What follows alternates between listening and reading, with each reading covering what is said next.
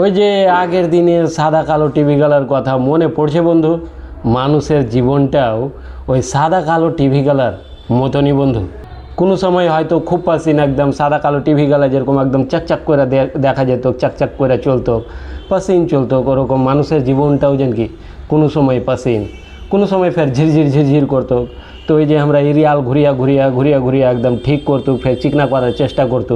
তো মানুষের জীবনটাও কোনো সময় হয়তো দুঃখ কষ্ট এটা ওটা রোগ ব্যাধি লেগে রয়েছে।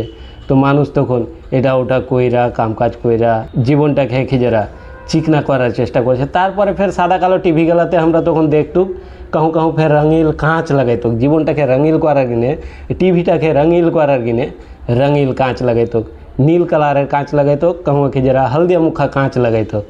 তো খিজেরা নীল মুখা দেখতে পাওয়া যেত, তো মনে হইতো যে না খিজেরা চিকনা লাগছে, রঙিল মুখা লাগছে।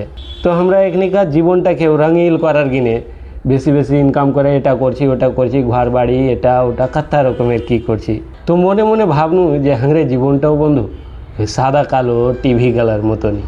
আমরা ওই সাদা কালো টিভি গেলার মতনই আছি। মাঝে মধ্যে আমরা খালি একই যারা চিকনা হওয়ার চেষ্টা করছি, চিকনা করার চেষ্টা করছি।